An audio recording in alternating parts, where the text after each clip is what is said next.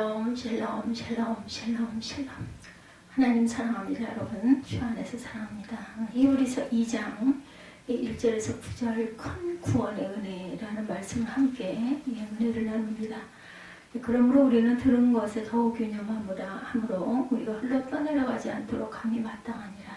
천사들을 통하여 하신 말씀이 견고하게 되어 모든 범죄함과 순종하지 아니하니 공중한 보응을 받았거든. 우리가 이것이 큰 구원을 등한히 여기면 어찌 그 보응을 피하리요. 이 구원은 처음으로 주로 말씀하신 바요 들은 자들이 우리에게 확증한 바니 하나님도 표적들과 기사들과 여러가지 능력과 및 자기의 뜻을 따라 성령이 나눠주신 것으로 그들과 함께 증언하셨느니라. 큰 구원의 은혜에 대해서 말씀하고 있죠. 그래서 이 구원은 처음에 주로 말씀하신 바요 들은 자들이 우리에게 확증한 바니 3절에서 이같이 큰 구원을 등한히 여기면 어찌 그 보응을 피하겠느냐 이렇게 말씀합니다. 천사는 인간을 돌보도록 섬기도록 창조된 그 영적인 존재다.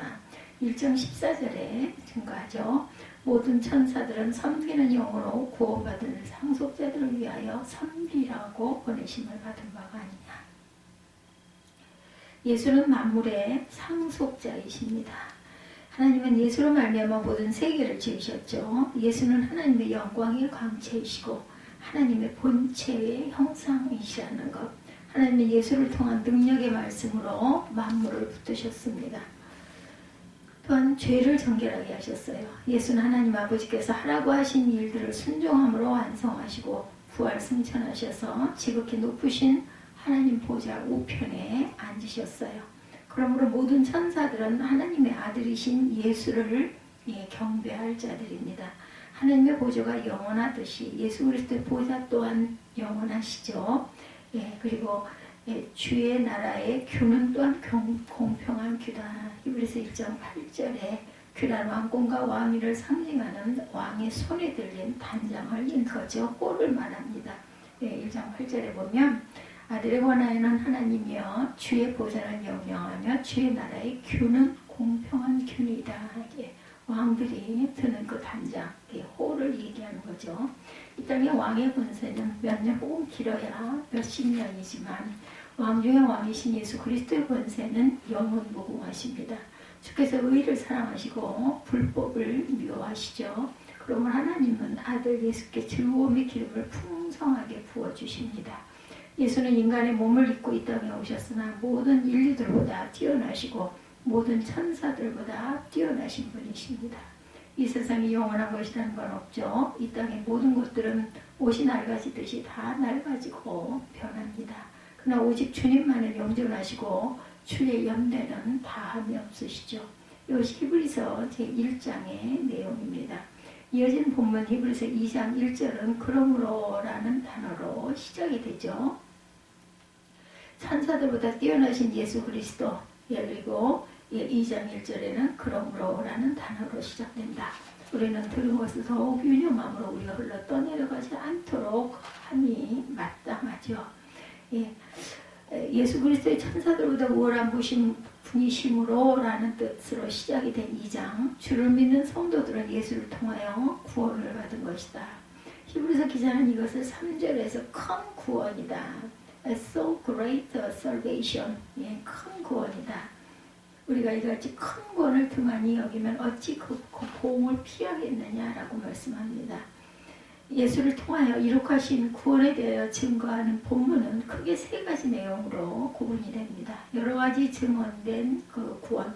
하나님께서 아브라함을 믿음의 조상으로 삼으신 후에 계속하여 하나님을 믿고 따르는 믿음의 길이 무엇인지에 대해서 강조하고 있습니다. 우리가 고백하는 아브라함의 하나님, 이삭의 하나님, 야곱의 하나님이란 뜻은 그들이 한결같이 대대로 하나님의 언약을 이루어가는 믿음의 선진들이었기 때문이라는 것.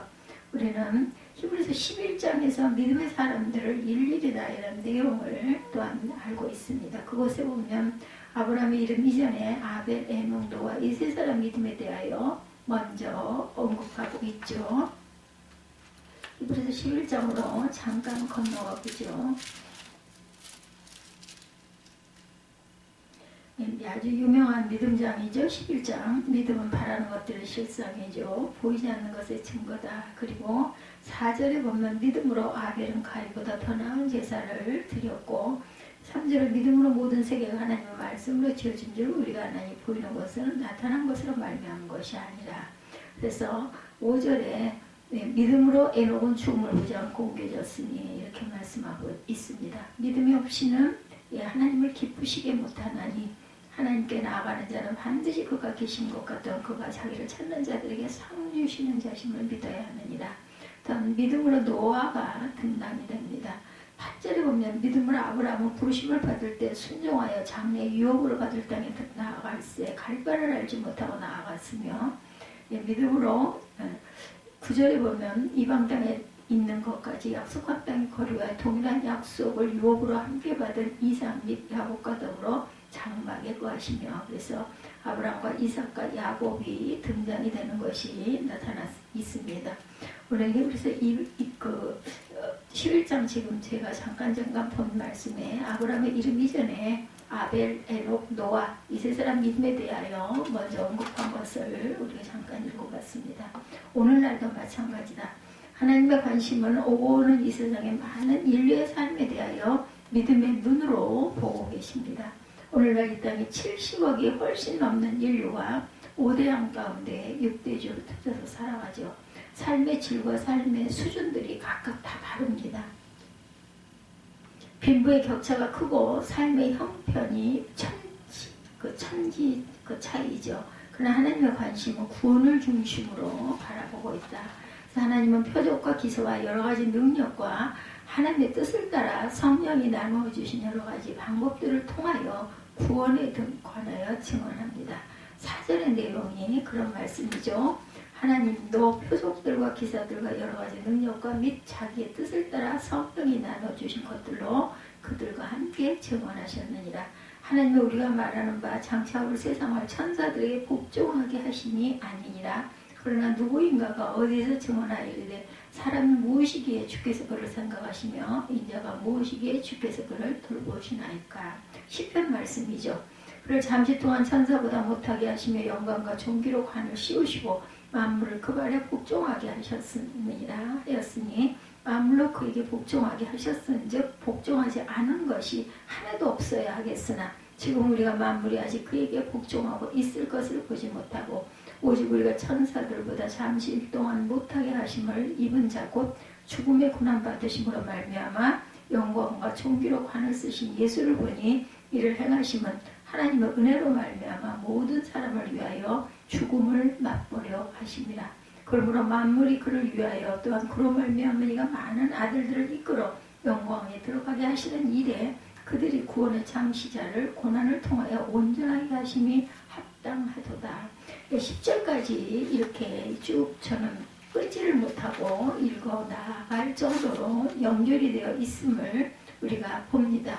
오늘 본문이 1절에서 9절 큰 구원의 은혜로 되어 있지만 10절에 그러므로로 시작된 만물이 그를 위하였던 그로 말미암은 이가 많은 아들들을 이끌어 영광에 들어가게 하시는 일에 그들의 구원의 창시자를 고난을 통하여 온전하심이 합당하도다. 이렇게 마무리가 되어 있어요. 들은 것 들은 자 혹은 확증한 바 1절에서 4절에 길지 않은 본문에 들은 것 들은 자 혹은 확증한 바니 증언하셨느니라를 강조하고 있습니다. 그러므로 믿음은 들음에서 나며 들음은 그리스도의 말씀이라는 말씀.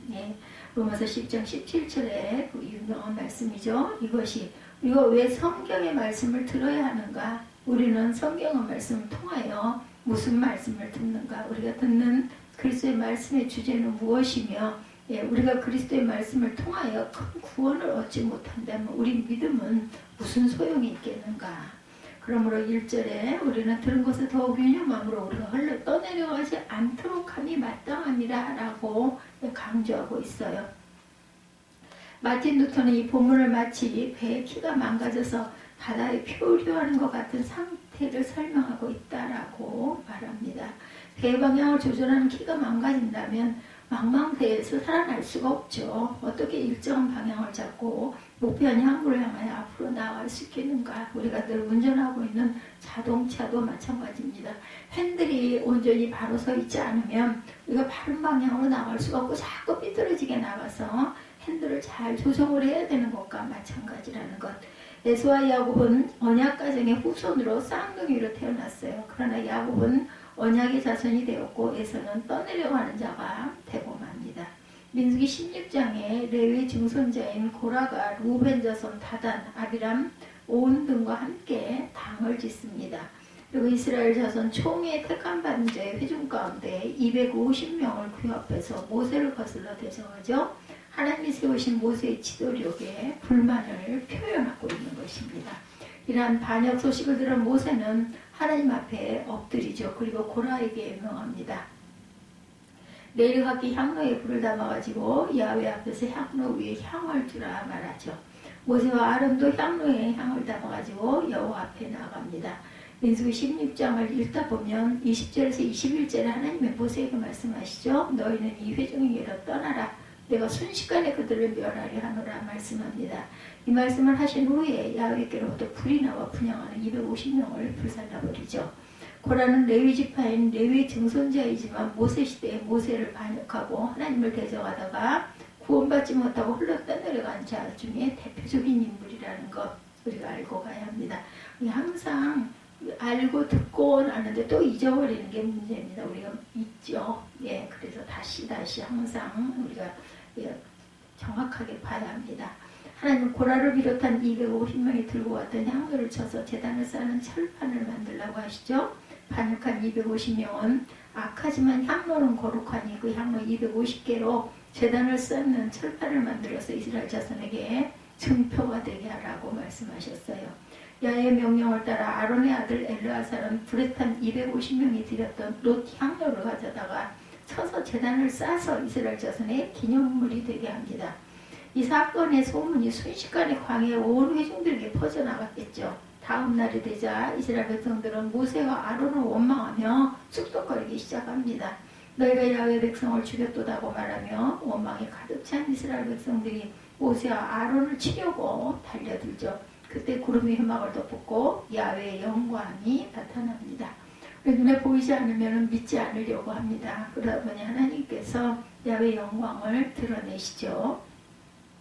모세가 아론과 함께 회막 앞에 도착하자 하나님이 모세에게 말씀하시죠.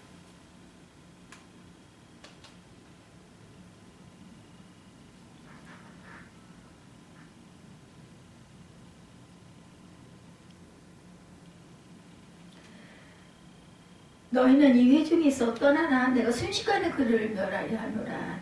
떠나게 합니다. 이 말씀을 들은 모세와 아론은 회막 앞에 엎드리죠. 모세는 형 아론에게 부탁합니다. 향로를 가져다가 제단의 불에 향로에 담고 향을 피워서 반역한 회중들에 가서 그들을 위하여 속죄하라고 전합니다. 여호와께서 진노하셔서 연병이 시작된 사실을 알리죠. 그때 고라의 반역 사건과 모세와 아론을 원망한 대적 사건을 심판하신 하나님이 내린 연병으로 죽은 자가 14,700명이라 기록되어 있어요. 이런 역사의 사건이 주는 교훈, 그 시대마다 현장마다 구원받은 자가 있고 흘러 떠내려가는 자들이 있다는 말씀이라는 것을 잊지 말아야 합니다. 여호수아 7장에 보면 여리고성을 말씀대로 함락한 이스라엘 백성들이 아이성 공격 계획을 세웁니다. 아이성은 작은 성이지만 3,000명쯤을 뽑아 전쟁하자고 하죠. 아가는 이 3,000명이 뽑힌 군대 중에 한 명이었어요.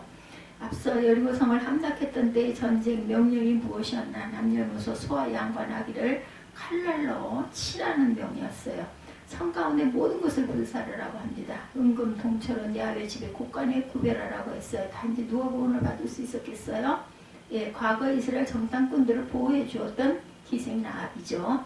기생 라합 덕분에 그녀의 부모, 형제, 친족들은 온전히 성 밖으로 먼저 끌려나가 구원을 받습니다. 그러므로 흘러 떠내려가지 않은 믿음은 과연 무엇인가? 아가는 3,000여 명의 정예화된 아이성을 공격하기 위하여 뽑힌 이스라엘 군대였지만 탐심으로 눈이 멀어서 흘러 떠내려가는 자가 되고 말았다는 것. 예, 옷을 감추죠. 예, 그리고 예, 금은 보화를 감춥니다.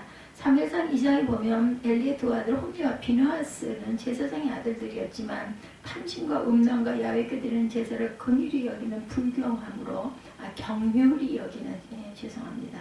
긍휼이 아니라 경휼히 여기는 불경함으로 인해서 흘러 떠내려가는 자들이 되고 말았어요. 우리가 단어 하나를 아주 조심해서 읽어야 합니다.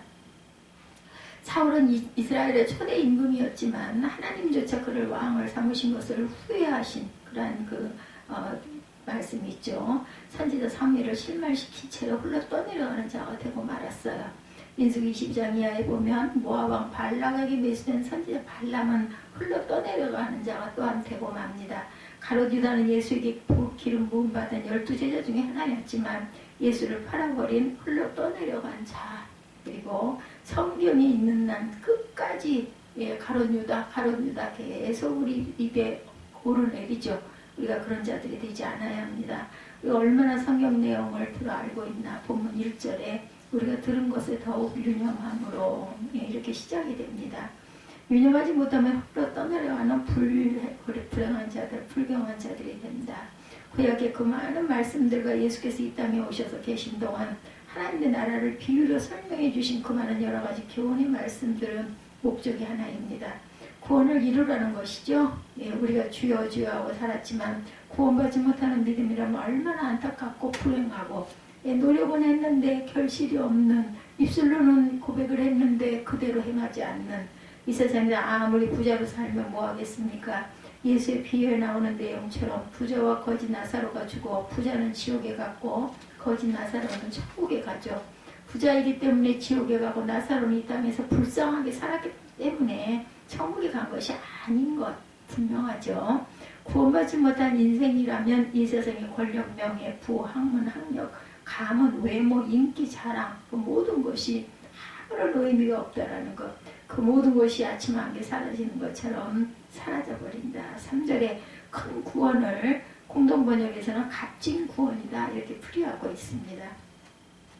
성도가 예수 그리스도 안에 들어서 알고 믿고 따르는 이 구원은 큰 구원이고 값진 구원이 많습니다.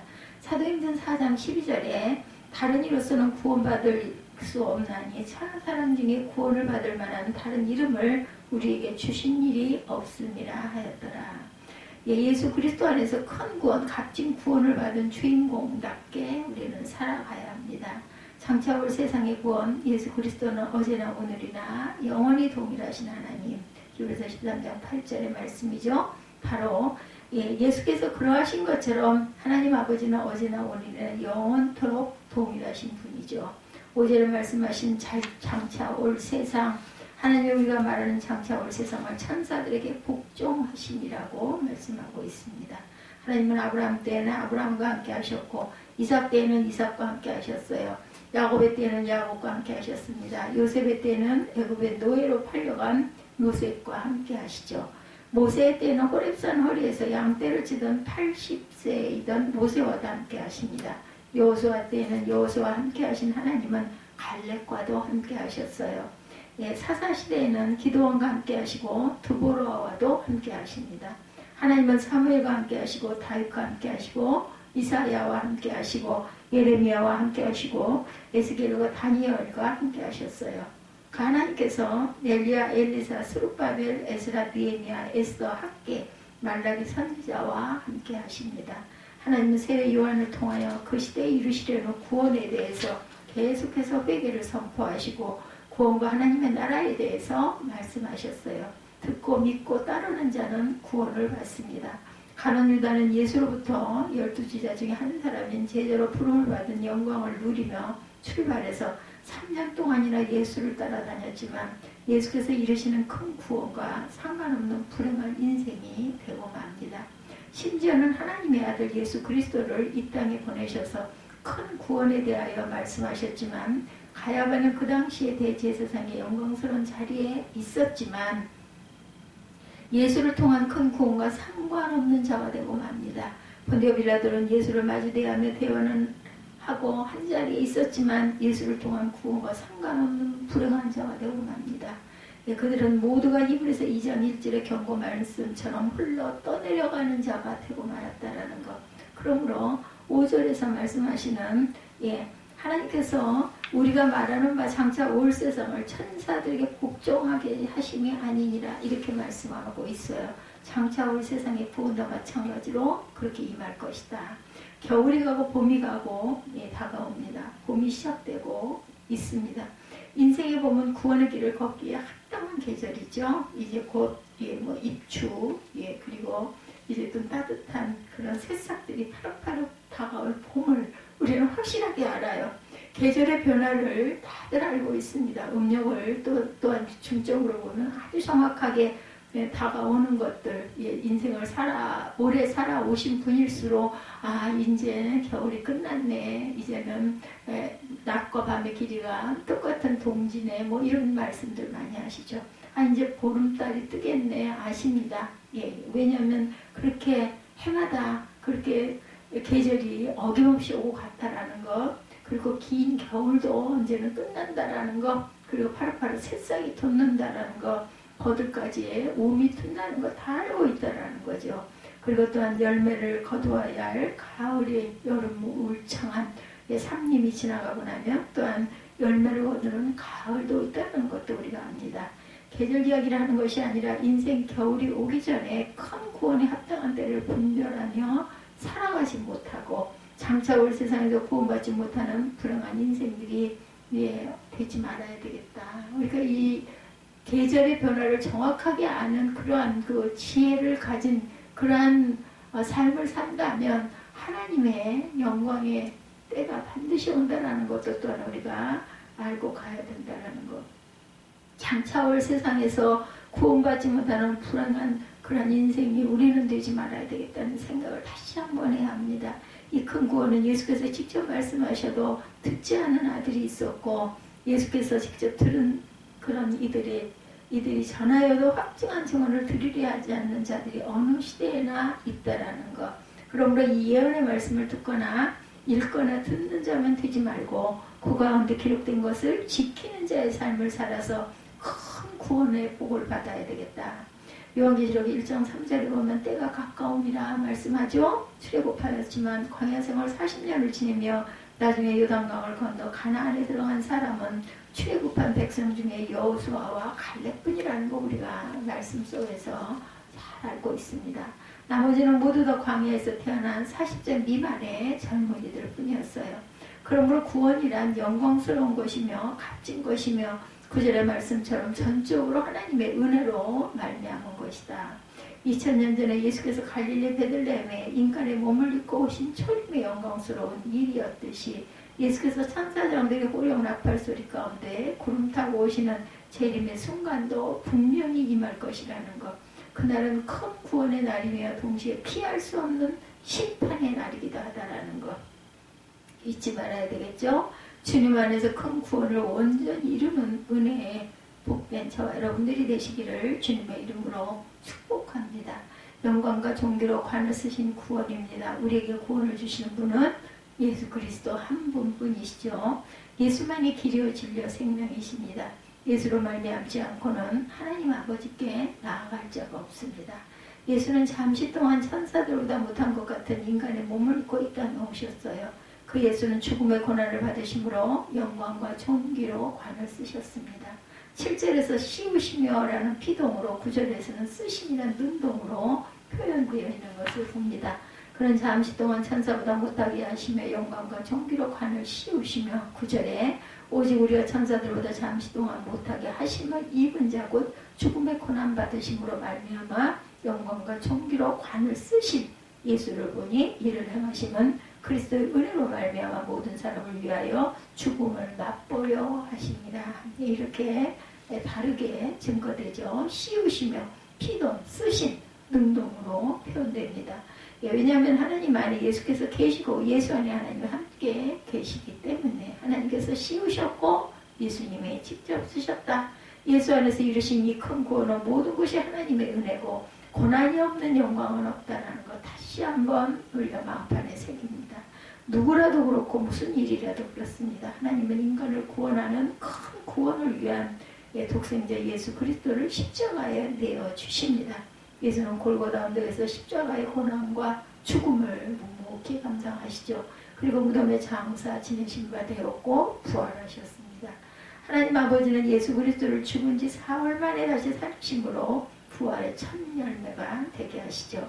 예수는 죽음의 고난을 받으신 후에 영광과 총기를 관을 쓰신 영존하신 하나님의 아들이시다. 이 큰 구원의 은혜가 저와 여러분 또한 우리 이웃, 우리 가족들 모든 사람에게 전하여 지기를 주님의 이름으로 축복합니다. 때를 얻든지 못 얻든지 주님의 말씀을 증거하는 저와 여러분들이 되시기를 주님의 이름으로 축복합니다. 기도하시겠습니다.